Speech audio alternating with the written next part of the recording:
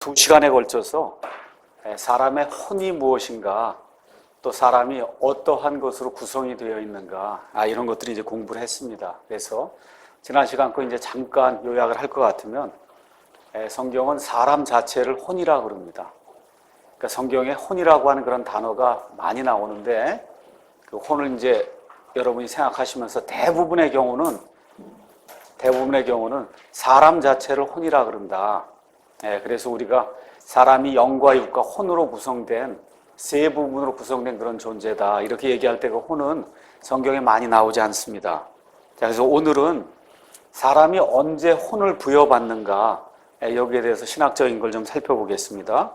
여기에 대해서 이제 몇 가지 이론이 있습니다. 첫째, 사람은 이전에 이 땅에 태어나기 전에 이미 천사와 같은 존재로 존재하고 있었다는 거예요. 근데 죄로 인한 대가로 사람의 몸을 입고 이 땅에 이제 쫓겨났다라고 이제 주장하는 그런 사람들이 있습니다. 플라톤, 그 다음에 필로, 오리겐 등이 이런 것들을 가르쳤습니다. 이건 명백히 비성경적인 그런 가르침입니다. 둘째 이론은 창조 이론이에요. 사람이 수태되는 순간 하나님이 그 순간에 즉시 사람의 혼을 만드신다고 하는 그와 같은 이론이 되겠습니다. 자, 근데 여기에 이제 문제가 이제 생기죠. 자, 하나님이 이제 사람이 이제 수태되는 그 순간에 사람의 혼을 만들게 되면, 그럼 어떤 문제가 생기냐? 여러분이 아이들을 낳으면 보시면 알겠지만 아이들이 지적인 능력, 영적인 능력, 물리적인 능력, 어떤 측면에서 부모를 많이 닮고 태어나거든요. 맞습니까? 아이들이 이렇게 보면 많이 닮고 태어나요. 그러니까 이미 하나님이 그때마다 사람의 그 혼을 만들어주면은 그러면 닮고 태어날 수가 없는 거잖아요. 그렇죠? 또 어떤 문제가 있냐 하면 죄의 보편성을 설명하지 못합니다. 그래서 하나님이 모든 혼을 개별적으로 만들어 모든 몸에 보낸다면 왜 모든 사람이 죄인이 돼야 될까요? 자, 우리가 지금 모든 사람이 죄인이라고 얘기하잖아요. 그 죄는 사실은 혼 때문에 우리가 죄를 짓는다 그렇게 이야기하는, 의지적으로 죄를 짓는 거니까. 근데 하나님께서 사람이 수태될 때마다 그때마다 혼을 만들어 주시면 그럼 그 혼은 깨끗하단 말이에요. 그렇잖아요. 이제 이렇게 되면 죄가 보편적으로 모든 사람에게 있다는 그와 같은 걸 설명할 수가 없습니다. 왜 그러냐? 죄는 몸 때문에 생기는 것이 아니라 혼 때문에 생깁니다. 그래서 죄의 근원은 사람의 완고하고 반역하는 의지인데, 이 의지는 조금 이따 보시겠지만 혼의 영역 안에 들어와 있거든요.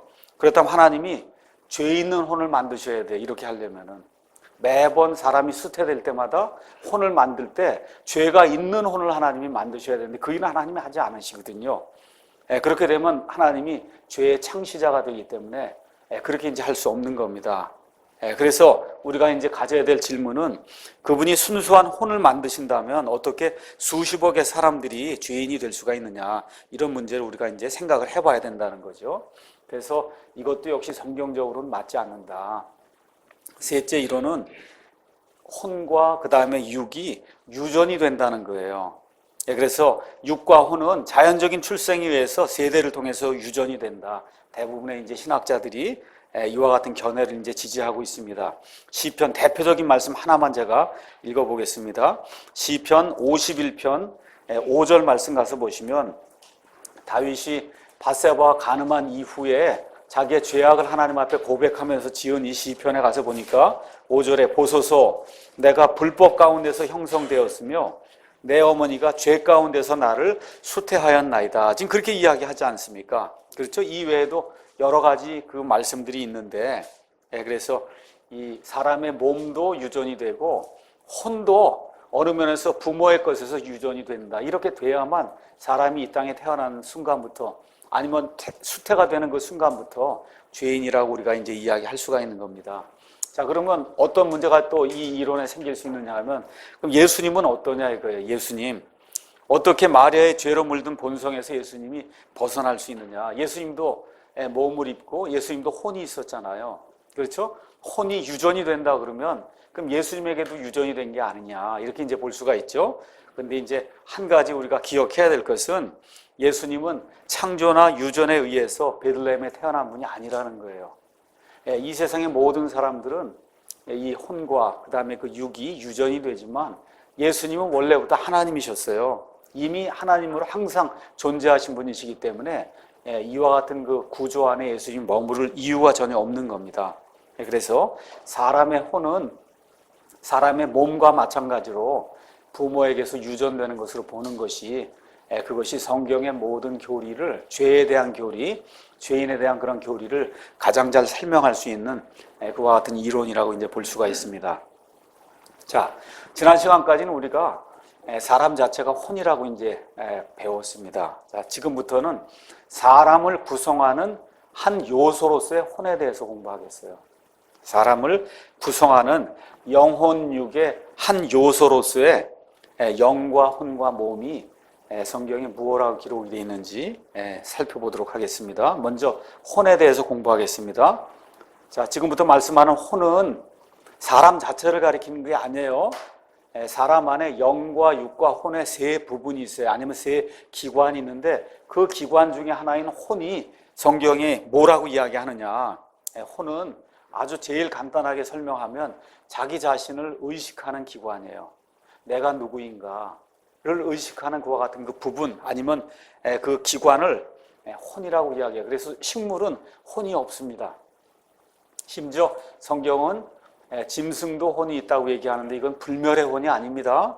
이렇게 혼이 있다고 얘기할 때는 그거는 생명을 가리킨다. 여러분이 그렇게 이제 이해하시면 되고, 그 다음에 심지어 요한계시록 18장 14절 가서 보시면 음녀 그 바빌론 도시를 가리키면서 이 도시에도 혼이 있다. 그렇게 이야기를 해요. 이런 걸 보면 이건 생명을 이야기한다. 또 성경 가서 보시면 하나님도 혼이 있다 그래요. 내 혼이 미워한다고 얘기하시는 하나님이 이렇게 이야기할 때 그와 같은 그 혼, 자기를 의식하는 그와 같은 그 생명이다. 이렇게 이제 보시면 되고, 혼의 기본 속성은 혼은 인격체를 이야기하기 때문에 인격체를 나타내는 그런 부분이기 때문에 가장 쉽게는 지정의가 있어야 돼요. 지성, 그 다음에 감성, 그 다음에 의지가 있어야 돼요. 그래서 여기에다 더 추가한다 그러면 우리가 분별력, 그 다음에 양심, 그 다음에 우리의 생각, 기억, 그 다음에 판단, 이런 것들이 이제 혼의 기본 속성이라고 우리가 이제 이야기할 수가 있습니다. 그래서 사람의 어떤 그 인격체잖아요, 사람이. 그거를 나타내주는 그런 요소가 혼이라는 겁니다. 사람의 몸이 사람을 나타내지 않거든요. 영은 하나님을 의식해서 하나님과 대화를 나누는 거기 때문에 그래서 저와 여러분이 어떤 사람을 보고 판단하고 저 사람이 어떤 사람이다 이런 거 얘기할 때 그 부분은 혼적인 그런 부분이다. 이렇게 이제 이해를 하시면 됩니다. 자, 그럼 지성은 뭘 얘기하는 거냐? 지적인 능력이에요. 어떤 일이 맞는지 틀린지, 어떤 일이 옳은지 그른지를 판단하는 것. 이걸 우리가 지성이라고 얘기해요. 예를 들어 도둑질. 도둑질이 좋으냐 나쁘냐. 이걸 판단하는 그런 능력. 이게 없으면은 그러면 인격체라고 얘기할 수가 없거든요. 도덕적인 것 같은 감각이 전혀 없는 거니까. 그래서 지성은 단순하게 이게 옳으냐 옳지 않으냐를 결정하는 것과 같은 판단 능력이 지성이에요. 지성. 그 다음에 이제 분별력이라고 하는 건 뭐냐 하면 그래, 그럼 그 일에 대해 내가 어떻게 하려고 하느냐, 무엇을 하려고 그러느냐. 여러분, 도둑질이 나쁘다는 거예요. 자, 나빠요. 근데 분별력이 있으면 나쁜 걸 알고 안 하게 되죠. 근데 분별력이 없으면 어때요? 하게 된단 말이에요. 그걸 결정해주는 그런 요소를 우리가 분별력이다. 이제 그렇게 이야기하는 겁니다. 그 다음에 이제 이 혼의 요소 중에 가장 중요한 요소라고 볼 수 있는 게 있어요. 특별히 그리스도인과 비그리스도인 모두에게 해당되는 거. 그거는 양심입니다. 양심. 양심은 그 일에 대해서 내가 반드시 어떻게 해야 되느냐. 자, 사람을 죽여야 된다. 이거 나쁘다는 거예요. 그렇죠? 분별이 다 됐어요. 근데 그러면 도덕적으로 이걸 죽여야 되냐, 죽이지 않아야 되느냐. 이거를 결정해 주는 거예요. 양심이 결정해 주는 거예요. 양심이. 자, 그래서 양심은 도덕적인 의식이에요. 그러니까 도덕적으로, 윤리적으로 이게 맞느냐, 그러냐. 이 양심이 삐뚤어지면 그럼 사람 죽이는 거예요. 자기 아버지와 어머니를 죽이고도 전혀 개의치 않는 거예요. 오늘 아침에도 뉴스에 잠깐 보니까 시어머니죠, 어머니를 죽여서 정화조에 집어넣는데 몇 년 지나서 지금 뼈가 발견돼서 보니까 며느리가 죽였다. 뭐 이렇게 지금 나오는 거거든요. 그러니 그게 얼마나 무서운 일이고 양심이 마비가 되니까 그와 같은 일이 이제 생기는 겁니다. 자, 그러면 양심에 대해서 오해하는 그러한 사례가 많기 때문에 제가 양심이 무엇인가에 대해서는 조금 더 깊이 여러분에게 설명을 드리도록 하겠습니다. 양심은 모든 자유인에게 공통적으로 존재하는 내적인 그런 기능입니다. 그래서 로마서 2장 13절에서 15절 가서 보니까 이렇게 기록이 되어 있습니다. 율법 밖에서 죄를 짓는 사람, 율법 안에서 죄를 짓는 사람, 이걸 설명을 하는 가운데 13절에 이는 율법을 듣는 자들이 하나님 앞에서 의롭지 아니하고 오직 율법을 행하는 자들이 의롭게 될 것이기 때문이라. 잘 들으세요. 율법을 소유하지 않은 이방인들이 본성을 통해 율법 안에 들어있는 것들을 행할 때 이런 사람들은 율법을 소유하지 않아도 자기에게 율법이라는, 지금 이방인들 얘기하는 거거든요.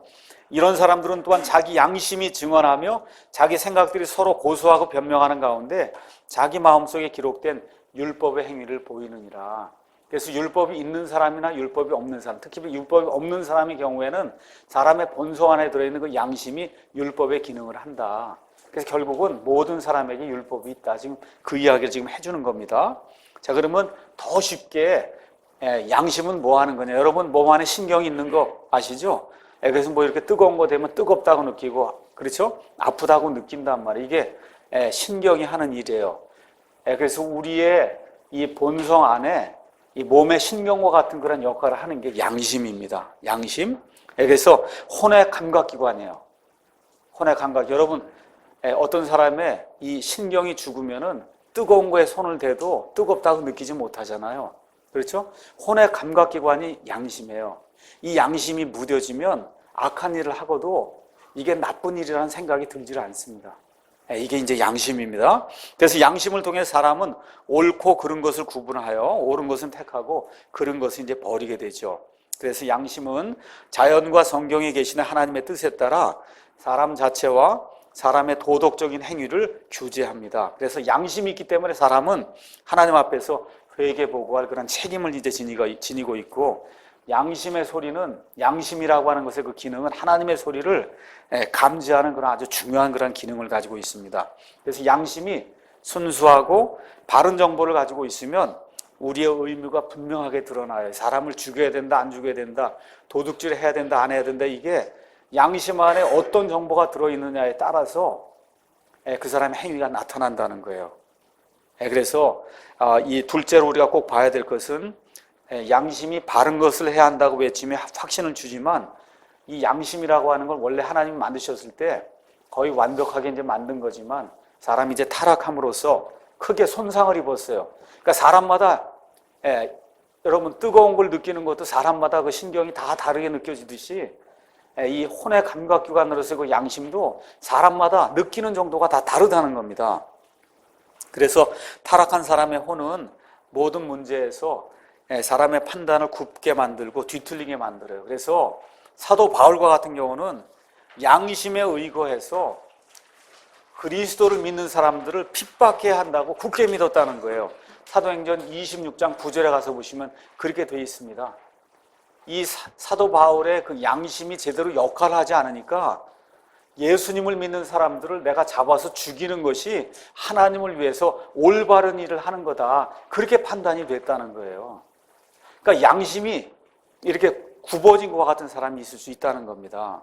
그래서 이 사도 바울의 죄는 자기의 모든 힘을 다해 자기의 양심에 하나님의 빛이 비치도록 하지 않고 뭐에 따라 살았어요? 사람들의 전통에 따라, 우리 조상들이 물려준 것, 이것만 추구하면 모든 것이 다 되리라고 생각하고 하나님이 그에게 주시는 그런 빛을 의도적으로 거부하는 가운데 그 양심이 제대로 역할을 하지 않았거든요. 근데 그가 예수님을 영접한 그 이후에 그의 양심이 선하게 이렇게 이제 발전이 되면서, 그래서 정말 하나님의 말씀에 순종하는 그와 같은 사람으로 바뀐 것을 우리가 이제 성경을 통해서 알 수가 있습니다. 그래서 하나님의 은혜가 우리 안에 들어오기 전에는 우리의 양심이 깨끗해질 수 없다는 거예요. 그러니까 사도 바울의 그 회심 사건을 보시면 그 전에 양심을 가지고 살았다. 그럼 뭐 하나님을 대적하는 일을 했거든요. 예수 그리스도를 통해 하나님의 은혜를 받아들이니까 그의 양심이 부드러워지고 선해지고 그의 양심이 말랑말랑해서 하나님의 그 뜻에 순종할 줄 아는 그런 양심으로 바뀌었다는 사실을 우리가 이제 성경을 통해서 알 수가 있습니다. 그래서 시대를 통해 여러 사람들이 교회를 핍박했어요. 교회를 핍박하는 여러 가지 사건을 일으킨 이런 사람들이 많이 있습니다. 왜 이런 일들이 발생을 하느냐 하면 하나님의 은혜를 의도적으로 거부하기 때문에 그런 일들이 이제 생긴다는 거예요. 그러니까 중세 로마 가톨릭 교회가 근 1000년 이상 온 세상을 지배하면서 그나마 5천만에서 많게는 1억 명 이상의 많은 예수님을 믿는 사람들을 잡아 죽였거든요.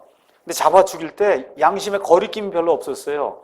왜 그러냐면 교황이 그리스도의 대리자로 이 세상을 통치하기 때문에 이 그리스도의 대리자가 원하는 대로 모든 걸 해도 하나님이 다 용납하신다는 거예요. 그래서 어떤 사람의 재산을 몰수하기 위해서 교회에서 어떤 사람을 파면하고 그 사람을 죽이고 그렇게 해도 전혀 양심에 거리낌이 없는 거예요. 왜? 양심이 마비가 되었기 때문에. 그래서 하나님의 말씀과 하나님의 은혜로 우리의 양심이 이렇게 날이 갈수록 이렇게 말랑말랑한, 성경식으로 얘기하면 이 에스겔 대언자의 그 말씀에 따르면 돌같이 딱딱한 심장이 있고 그 다음에 살같이 부드러운 심장이 있다 그래요. 영어로 heart라고 얘기를 하는데, 그래서 이스라엘 백성이 왜 예수님을 거부했느냐? 심장이 돌같이 딱딱했기 때문에 그렇다는 거예요. 그래서 맨 마지막 때에 이스라엘 백성이 예수님을 인정하고 메시아로 받아들이게 될 때는 내가 너희들에게서 돌같이 딱딱한 심장을 제거하고 살같이 부드러운 심장을 주겠다. 그게 양심을 이야기하는 거거든요. 자, 그래서 양심은 저와 여러분이 늘 운전하는 자동차 그 안에 들어있는 계기판이라고 생각해 보시면 됩니다. 앞에 이제 여러분이 시동을 걸면 이렇게 딱 넣으면은 거기에 엔진 오일도 있고 그 다음에 냉각수도 있고 그렇죠? 이런 모든 것들에 이게 잘못됐나 잘못되지 않았나를 보여주는 그와 같은 경고등이 들어있어요. 그 잘못되어 있으면 경고등이 빨갛게 뜹니다. 그렇죠? 그러면 이건 냉각수가 뜨면 이건 냉각수를 보충해야 되겠구나. 브레이크 오일이 모자라는구나. 파워 스티어링 오일이 이걸 다 보여준단 말이죠. 그런데 경고장치가 떴는데 아이고 이거 너무 나를 괴롭게 하는구나. 그리고 망치로 이 경고등을 깨버리면 당분간은 괴롭게 하지 않아요. 빨간 게 안 뜨니까. 근데 얼마 못 가서 자동차가 완전히 망가지거든요. 그러니까 마찬가지로 양심이라고 하는 그런 경고등이 우리에게 자꾸 뜨면 이게 문제가 있다는 거거든요. 그때 빨리 고쳐야지. 이걸 자꾸 눌러서 나중에 이제 성경에 나와 있는 것처럼 화인 맞은 그와 같은 양심의 상태로 양심을 바꿔놓으면 그러면 양심이 돌처럼 딱딱해지는 거예요. 그렇게 되면 소망이 없습니다. 성경에 가서 보니까 양심이 두 종류의 양심이 있다. 하나는 선하고 순수한 양심이 있다. 그렇게 이야기합니다. 디모데전서 1장 5절 19절 이런 데 가서 보시면 선하고 순수한 양심이 있다는 거예요. 이 양심은 그리스도의 피로 뿌려졌다는 겁니다. 그러니까 어떤 사람이 예수님을 주님으로 영접하면 그 순간에 그리스도의 피에 의해서 그의 양심이 선하고 순수한 양심으로 변화가 되어 간다는 겁니다. 갑자기 100% 변하는 거 없습니다. 예수님을 믿고 났더니 갑자기 천사처럼 되고 그런 일은 없어요. 다만 하나님의 영이 들어와서 그의 양심에 자꾸 경고등을 켜기 때문에 그의 양심이 거기에 순응을 하면은 점점 부드러운 양심으로 변해간다 그 얘기죠. 그래서 이 선하고 순수한 양심을 갖게 되면 하나님의 뜻을 분별할 줄 알게 되고 복음의 동기로 그 뜻에 복종하게 됩니다. 그래서 하나님의 것이 좋아지고 그 다음에 세상과 마귀의 것들이 점점 싫어지는 그와 같은 현상이 자연적으로 이제 생기게 되죠. 근데 사람이 양심에 순종하지 않으면 그러면 범법하게 된다고 사도행전 24장 16절이 이제 이야기를 하고 있습니다. 그래서 선한 양심의 허락을 받고 선한 양심의 인도를 받는 그런 사람은 행복을 누리는데 이렇게 하기 위해서는 우리의 양심을 늘 부드럽게 유지를 해야 된다. 부드럽게 유지하기 위해서 성경 말씀을 많이 읽으셔야 돼요. 특별히 구약에 있는 그런 말씀들, 요새 저는 이제 민수기를 읽고 있습니다. 이 모세가 이스라엘 백성과 40년 동안 살면서 지나왔던 것과 같은 과거를 이렇게 쭉 회상하거든요. 사람이 양심이 어떤 건가? 사람이 어떤 존재인가? 또 리더는 어떠한 그런 일들을 해야 되는가. 그런 일을 이렇게 읽는 거예요. 그걸 읽으면서 오늘도 이제 발람의 이야기 이런 것들을 쭉 읽으면서 이게 진짜 사람의 그 양심을 부드럽게 하지 않으면 어렵겠구나. 이스라엘 백성의 그 고질적인 문제가 뭐예요? 양심이 딱딱해지는 거예요. 양심이 딱딱해지는 거. 그래서 신구약 성경을 읽으시면서 이 양심을 우리가 부드럽게 유지해야 되겠다고 아주 좀 작정을 해야 됩니다. 여러분, 사울과 같은 사람 처음에 양심이 부드러운 사람이었어요. 그렇죠? 왕으로 임명받았다고 할 때는 너무 부끄럽고 이건 나 같은 사람이 어떻게 왕이 될 수 있을까 하고 그렇게 자기 자신을 낮추며 하나님 앞에 경건하게 살려고 하던 그런 사람이었는데 일단 딱 왕이 돼서 왕권을 취하고 나서 모든 사람을 지배할 수 있는 그런 위치에 들어가게 되니까 어떻게 돼요? 점점 양심이 딱딱해지기 시작하면서 그래서 하나님을 무시하고 하나님이 받아야 될 그런 영광과 존귀를 본인이 받으려고 하는 그런 일이 생기면서 결국은 몰락하고 말거든요. 그래서 그런 것들 이렇게 보면서 양심을 부드럽게 좀 해야 되겠구나. 저와 여러분이 좀 기억을 좀 하면 좋을 것 같습니다. 성경에 가서 보면 나쁜 양심이 있어요. 어떤 양심이냐? 약한 양심. 어떤 사람 양심이 약해요. 그래서 예를 들어 어느 사람이 시루떡을 가져다 줬는데 그 고사 지낼 때 쓴 거다. 그럼 양심이 약하면 못 먹어요. 저는 굉장히 잘 먹습니다. 아무 문제가 없거든요. 얼마나 좋아요. 근데 양심이 약한 사람이 있습니다. 또 결의가 없고 또 어두워진 그와 같은 그 양심이 있을 수 있고 또 성경에 가서 보면 양심이 더러워진 그와 같은 양심이 있다고 얘기를 합니다. 이런 양심은 부패한 마음에 노예 노릇을 해요. 특히 양심이 더럽진 않아도 너무 양심이 약하면 그럼 문제가 될 수 있습니다.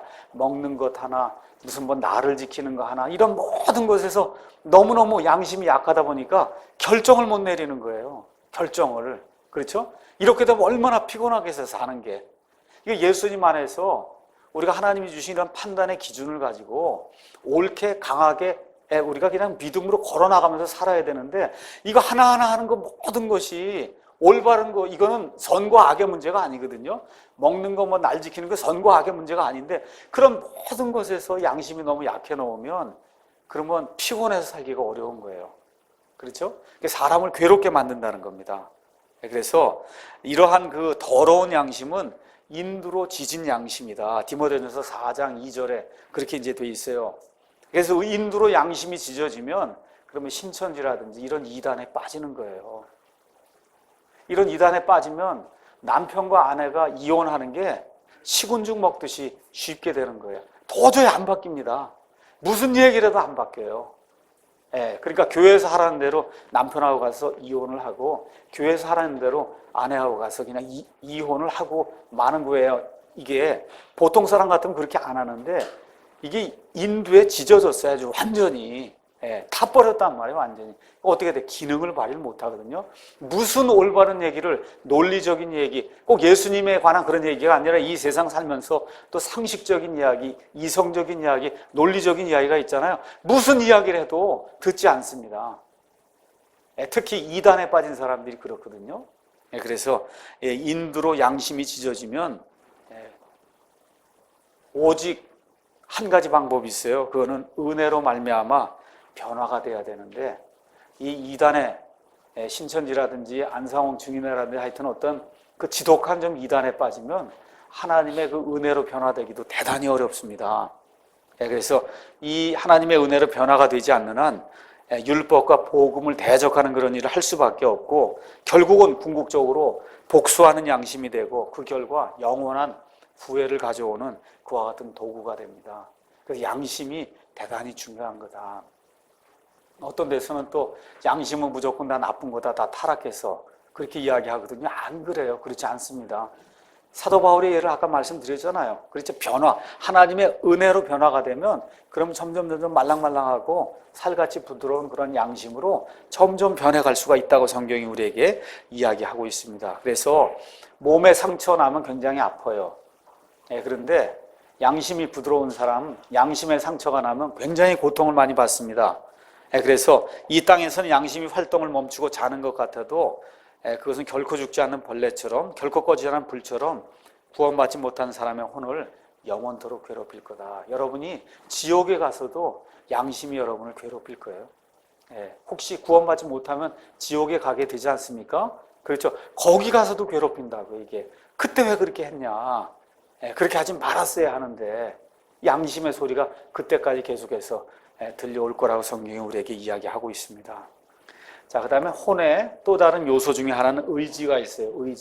의지는 과연 살인이다 이런 문제가 나왔어요. 이거에 대해서 구체적으로 내가 무엇을 하려고 하는가? 이게 의지예요. 의지.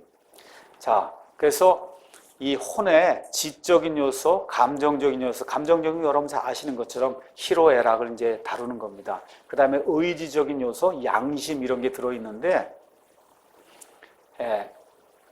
이 영이 사람이 하나님의 말씀을 듣고 영이 살아나려면 어느 문을 반드시 통과해야 되냐면 의지의 문을 통과해야 돼요. 여러분에게 누가 와서 예수 그리스도의 복음을 전달했어요. 복음을 전달했습니다. 그래서 죄인이라는 걸 깨달았어요. 아, 정말 예수님 외에는 나를 구원하실 그런 분이 없구나 라고 하는 거기까지 이르렀단 말이에요. 근데 그 마지막 단계가 뭐예요?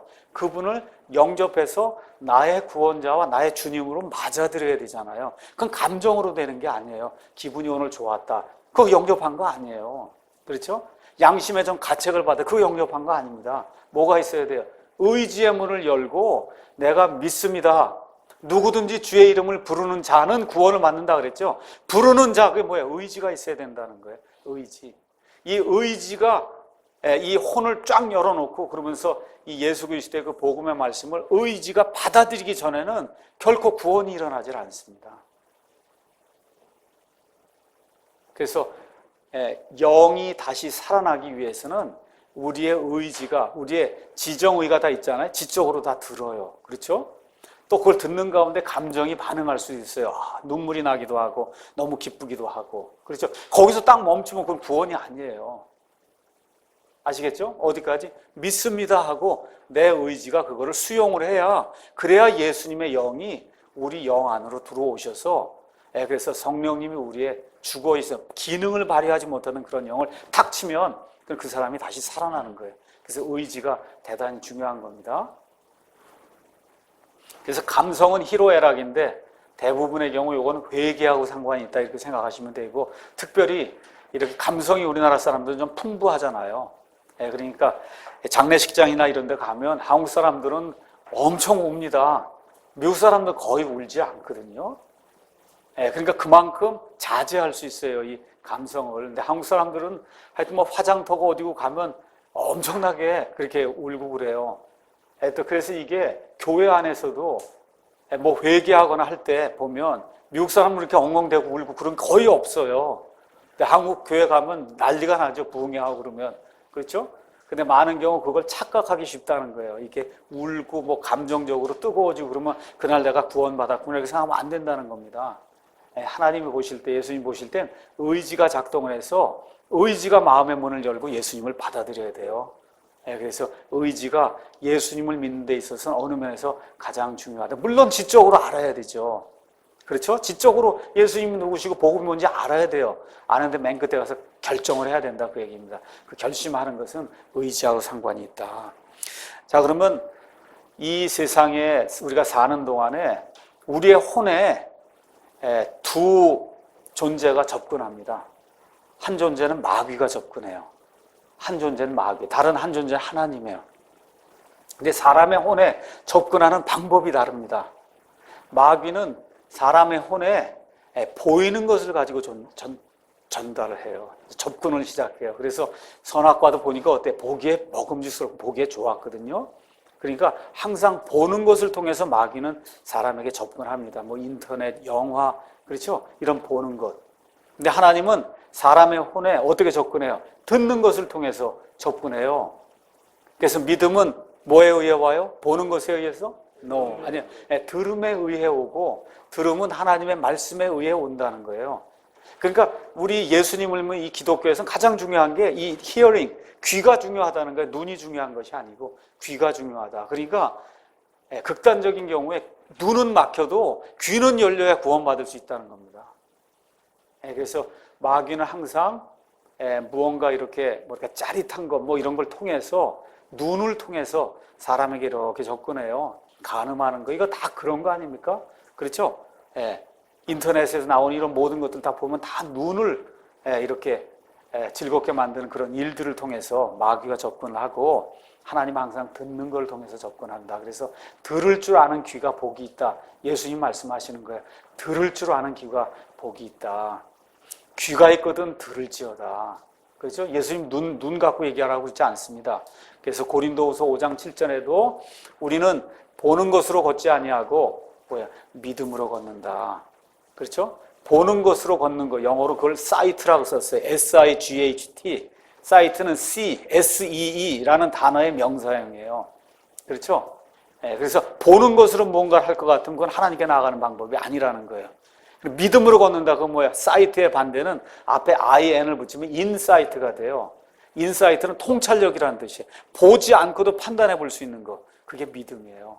그래서 우리 기독교는 처음부터 끝까지 믿음에서 믿음까지예요. 믿음에서 믿음까지 그거는 듣는 것으로 이루어지지 보는 것으로 이루어지지 않는다. 그래서 요 근래 교회 안에 문제가 되는 것들이 뭐예요? 하나님의 말씀을 선포하는 건 듣는 거예요.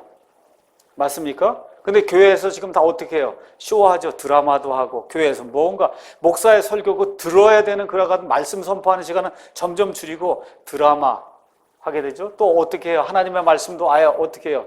여기 앞에다가 다 쏴서 보여주잖아요. 그렇죠? 듣거나 이렇게 스스로 이렇게 할지 못하도록 이 매체를 사용해서 눈으로 자꾸 보게 만든단 말이에요.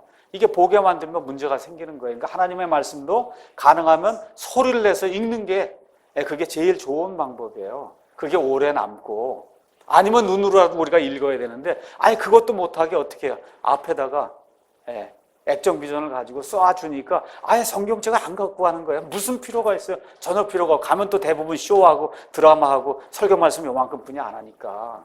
그러니까 앞으로 이 가운데 이제 목회를 하시거나 그런 분들이 있을 때 절대로 그런 일을 하시면 안 되는 거예요. 그러니까 가장 중요한 것은 클래식한 방법으로 하나님의 말씀을 전달하는 게 제일 좋다는 거예요. 그건 뭐예요? 선포하는 거예요. 하나님의 말씀을 선포하면 저 사람이 듣고 변화가 되는 거지 눈으로 보여줘서 되는 게 아니다. 많은 사람들이 잘못 생각해요. 예수님 십자가에 달려서 죽으시던 그 모습을 누가 비디오로 쫙 이렇게 녹화를 해가 그걸 딱 보여주면 구원받지 않겠느냐. 어떨 것 같아요, 여러분? 성경적으로 아닙니다. 아니에요. 그걸 보여준다고 변화가 되는 것이 아니라 이 하나님의 말씀을 통해서 사람이 왜 죄인이고 이걸 어떻게 벗어날 수 있는가를 일일이 하나하나 설명해줘서 그래서 복음 선포, 프리칭, 복음 선포의 그 어리석은 것으로 사람들 구원하는 걸 하나님이 기뻐하셨다고 그랬어요. 그래서 듣는 게 이제 대단히 중요한 겁니다. 자, 그 다음에 이제 둘째 요소는 뭐가 있느냐 하면 영이라고 하는 것이 영은 하나님을 의식하는 부분이에요. 그래서 영에 속한 거는 뭐가 있냐? 믿음이 있고 소망이 있고 그 다음에 두려워하는 그런 경외감이 있고 또 기도하려고 하는 그런 마음이 있고 이런 것들이 영에 속한 겁니다. 우리가 이제 지난 학기에 영에 대해서 이미 공부했기 때문에 영의 그 여러 가지 용도, 같은 말이 어떤 식으로 쓰였는지 잠깐만 살펴보겠습니다. 영이라고 하는 말은 신구약 성경에서 바람이나 숨을 뜻하는 그런 말입니다. 그래서 성령님을 가리킬 때도 영이라고 얘기했고 사람의 영을 가리킬 때도 영이라고 얘기하고 천사도 영입니다. 그 다음에 악한 영들 마귀도 영이고 또 성경에 가서 보시면 여호수아 5장 1절이라든지 사무엘기상 30장 12절 이런 데 가서 보시면 사람의 몸이나 생각하는 몸의 태도나 생각하는 그런 태도를 얘기할 때도 그걸 영이라고 표현한 그와 같은 경우가 몇 개 있습니다. 자, 그러면 이 세상에 태어날 때 아담 이후에 태어난 모든 사람이 그 영이 죽어 있다고 이제 보통 얘기하는데 어떤 사람 영이 없다고 얘기하기도 하고 어떤 사람 영이 죽어 있다고도 얘기하기도 하고 또 어떤 사람은 영적으로 죽었다고 얘기도 하고 어느 게 더 맞느냐 잠깐 설명하겠습니다. 첫째, 영이 죽거나 소멸된 사람은 아무도 없어요. 이 세상에 존재하는 모든 사람은 영과 육과 혼으로 구성이 되어 있습니다. 근데 그 영이 죽었어요. 그런 사람은 없습니다. 영이 소멸됐어요. 그런 사람 없다는 거예요.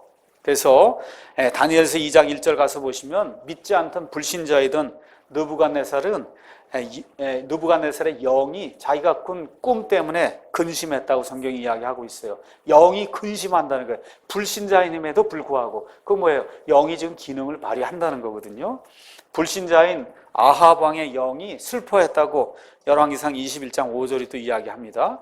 또한 하나님께서는 불신자였던 고레스라고 하는 페르시아의 대왕의 영을 움직여서 그래서 이 포로 생활로 지금 바빌론 포로로 와 있던 그 유다 사람들 뒤에 돌아가도록 그렇게 명령을 내리도록 그렇게 하셨거든요.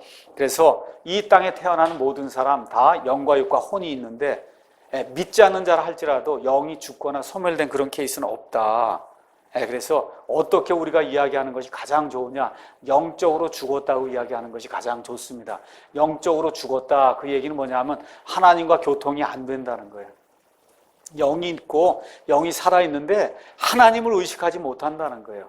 그런 영을 가진 채 이 땅의 사람들이 이제 태어난다는 겁니다.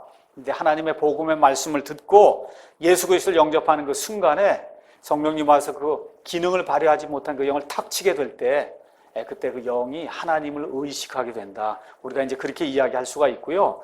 또 많은 경우에 영이 죽어있다 그렇게 이야기해도 저와 여러분이 교회에서 그 얘기할 때는 대충 그 영적으로 죽어있다 그 얘기를 하는 걸로 저와 여러분이 이해하셔도 그렇게 큰 문제는 없습니다. 다만 조금 더 정확하게 얘기하면 영적으로 죽어있는 것이 맞지 영이 죽어있다 그렇게 이야기하는 것은 성경적으로 와서는 옳지 않다 그렇게 이제 이야기할 수가 있습니다. 자, 그럼 우리가 또 몸을 가지고 있는데 몸은 뭐 하는 거냐 하면 몸은 우리가 오감이 있잖아요. 그렇죠. 몸은 세상을 의식하는 그런 기관을 몸이라고 얘기합니다. 몸에 대해서 몇 가지 견해가 있습니다.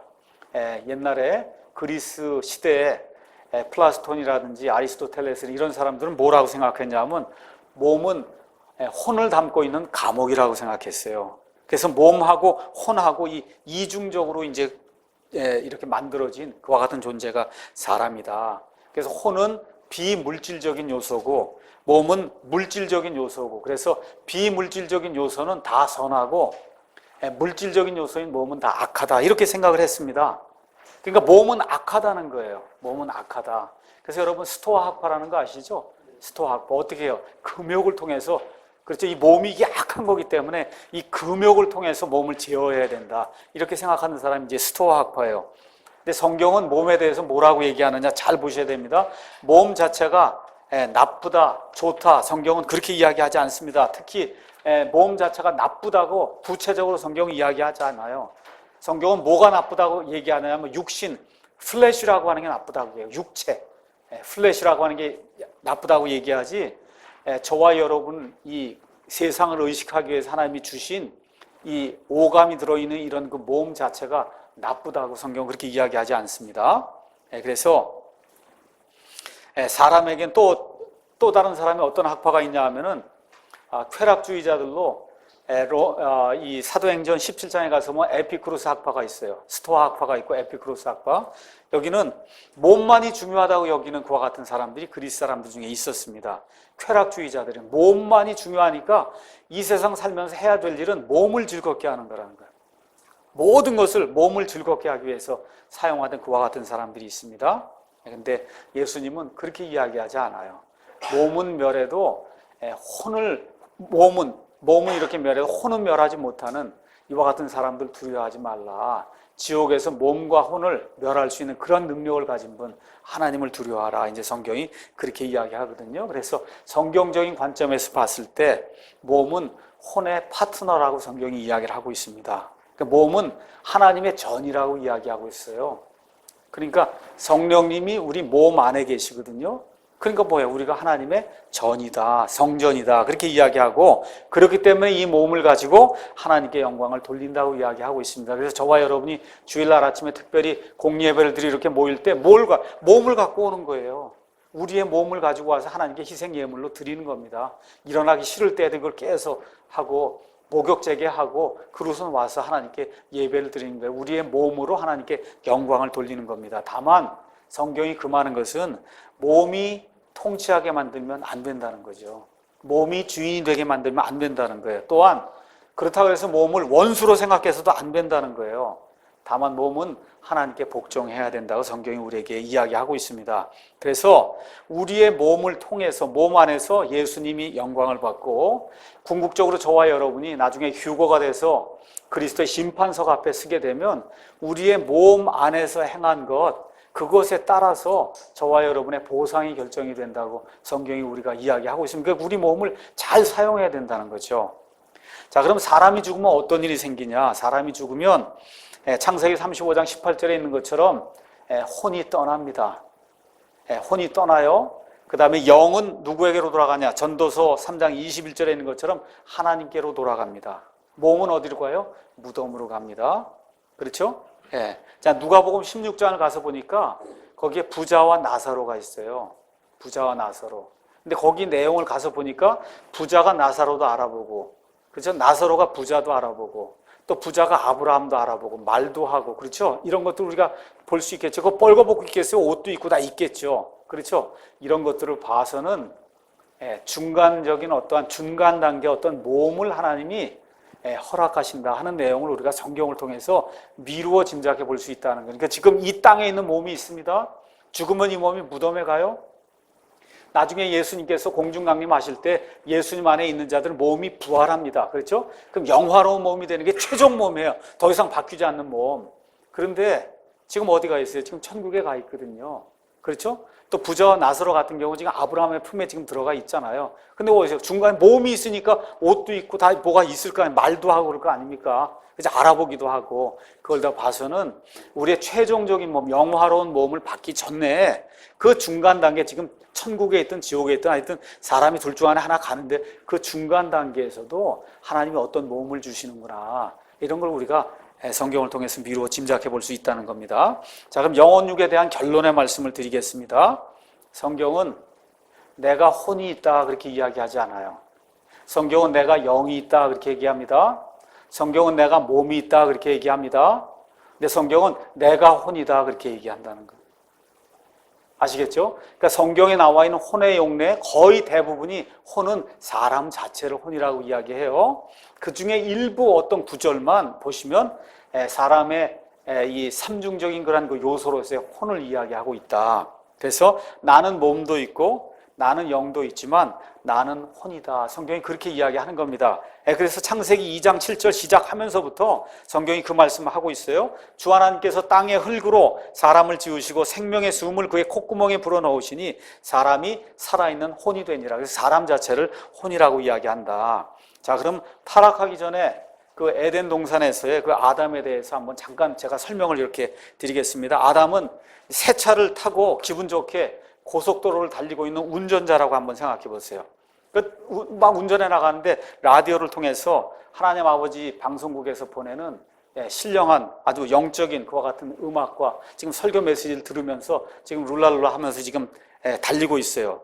그래서 여기 가서 보시면 운전자는 사람의 혼이고 그 다음에 차는 사람의 몸이고 그 다음에 라디오는 영으로 일단 여러분이 이해를 이제 하시면 되겠습니다. 자, 그런데 갑자기 운전을 잘못해갖고 차가 길을 벗어나갖고 나무에 이제 충돌하면서부터 이제 문제가 생기기 시작하는 거가 아담의 타락이라고 이제 생각해 보시면 됩니다. 그럼 어떤 일이 생기냐? 첫째, 자동차가 가기는 가는데 이게 몸이 가기는 가는데 크게 상해서 결국은 기계 시스템이 완전히 망가지게 돼요. 그래서 저와 여러분의 몸이 망가지듯이 아담도 결국은 몸이 망가져서 930년에 죽게 됐습니다. 930세까지 살다가 라디오는 완전히 망가져서 소리가 나지 않아요. 영의 소리를 듣지 못하는 영적으로 죽은 그와 같은 존재가 이제 됐다는 거죠. 운전자 누구예요? 아담이죠. 살아있긴 한데 실수로 인해서 하나님 아버지 의로우신 재판장의 정죄를 받아야 할 그와 같은 상태에 이제 놓이게 됐습니다. 그러니까 이제 이 아담이라고 한 사람이 사고가 난 이후에는 이제 라디오 없이 망가져가는 그 차로 끝까지 인생길을 가야 될 그런 존재가 됐다는 거예요. 그래서 차가 멈추면 어떻게 돼요? 차를 두고 떠나서 불호수 속으로 하나님의 정죄의 심판을 받아 들어갈 수밖에 없는 그런 운명이 이제 놓이게 됐다는 거죠. 자, 그런데 불신자가 예수 그리스도를 믿게 될 때 성령님이 어떤 일들을 하시냐? 첫째, 몸에 대해서 비록 망가져가는 차를 완전하게 이 세상에 고쳐주진 않습니다. 근데 나중에 그 차 전체를 결국 완전히 새 것으로 만들어주세요.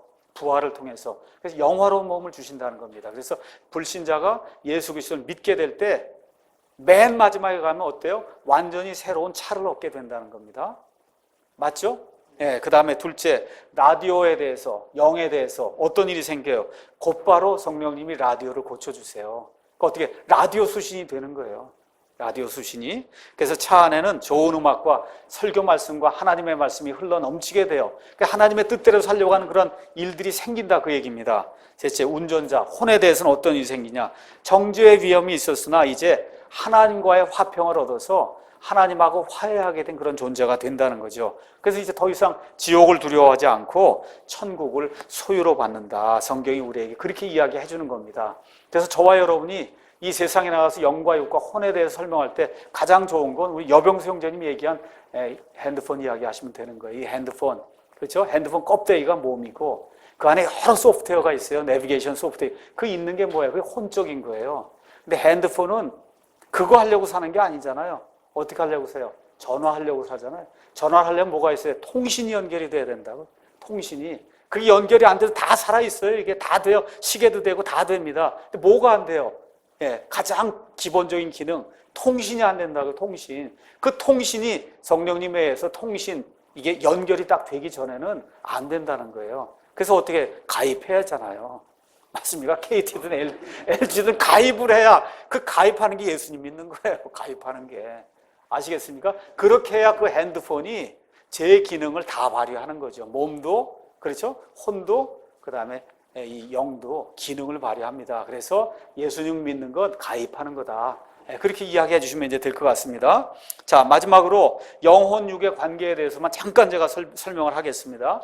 영과 혼과 육이 어떤 관계를 맺고 있느냐. 사무엘기상 1장 10절에서 15절을 가서 보시면 사무엘의 어머니 한나가 아이가 없어갖고 괴로운 가운데 이 엘리 제사장 앞에 와서 그 재단에서 기도하는 것과 같은 그 모습이 나옵니다. 거기 가서 보니까 한나가 혼이 괴로운 가운데 주께 기도하고 심히 통곡하며 나는 영이 슬픈 여자입니다.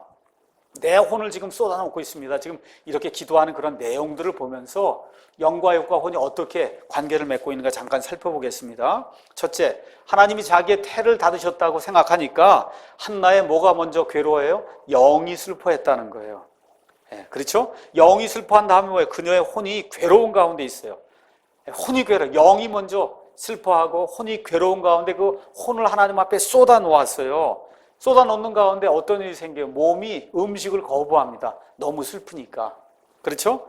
그래서 눈물을 흘리고 통곡하고 기도하는 그런 내용이 이제 이 안에 기록이 되어 있습니다. 그래서 이것을 통해서 우리가 뭘 알 수 있냐? 사람의 영과 혼과 몸은 상호 영향을 주고받는다. 그 내용을 우리가 이제 알 수가 있습니다. 그래서 영과 혼과 몸 이 세 가지 중에 하나라도 무시하면 안 된다는 거예요. 소홀히 하면 안 된다는 겁니다. 그래서 특별한 경우가 아니면 몸을 괴롭게 하는 금식이나 철야 같은 거 이런 걸 뭐 1년에 50일씩 하고 이런 건 안 된다는 거예요.